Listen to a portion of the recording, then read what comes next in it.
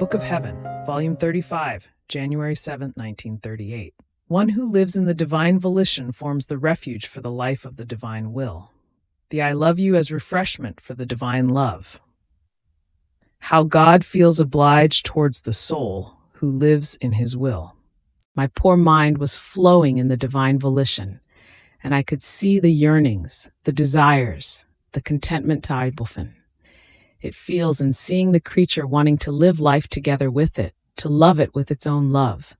And if she doesn't know how to do anything else, to gather into her soul its yearning, its ardent longing, and say to it, I am here with you. I will never leave you alone, to calm your restlessness of love and make you happy.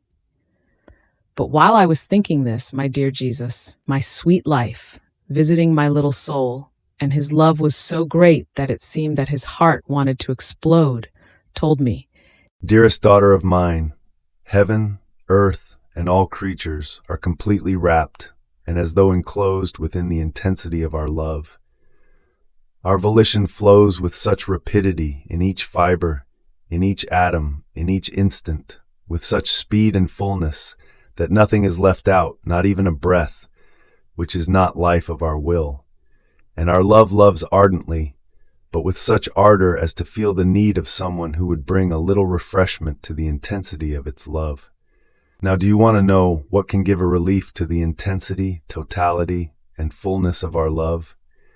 The I love you of the creature, and as many more times as she says it, the more refreshments does she bring to us.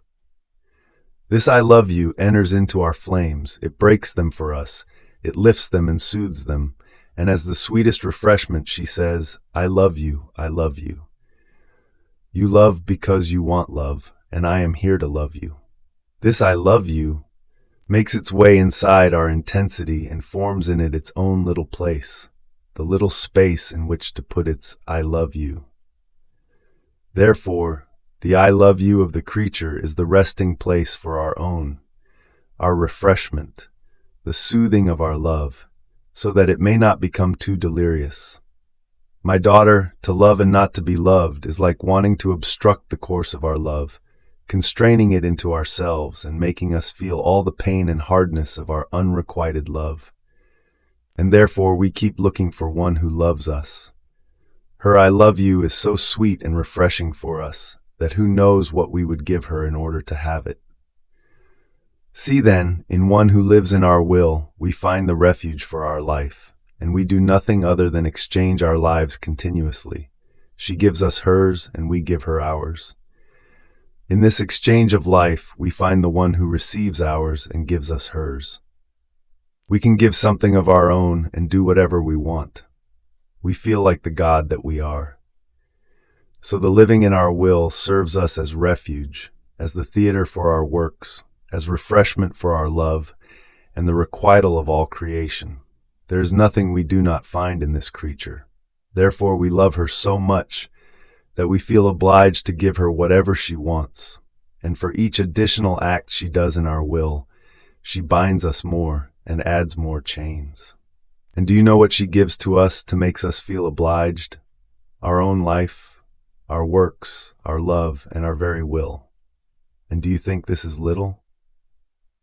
What she gives us is so exuberant that if it wasn't for the power we possess, by which we can do anything, we would lack the means to repay her. But our love, which never lets itself be won and surpassed by the love of the creature, keeps looking for new devices, inventing new stratagems, to the point of giving back our life time and time again, to fulfill its obligation toward its beloved creature. And in its emphasis of love, it says, How happy I am that you live in my will. You are my joy and my happiness, so much so that I feel as though obliged to give you the air to breathe. And because I feel obliged, I breathe together with you. I bring you the sun and its light in my own hands, but I do not leave you alone. I remain with you. So, there is nothing, water, fire, food, and everything else, that I do not bring to you with my own hands, because I feel obliged, and I want to remain with you to see how you take it.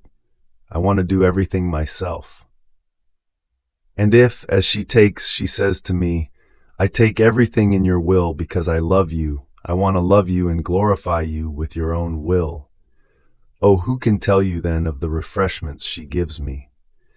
And she tries to repay me, and I let her. But then I come back with my surprises of love.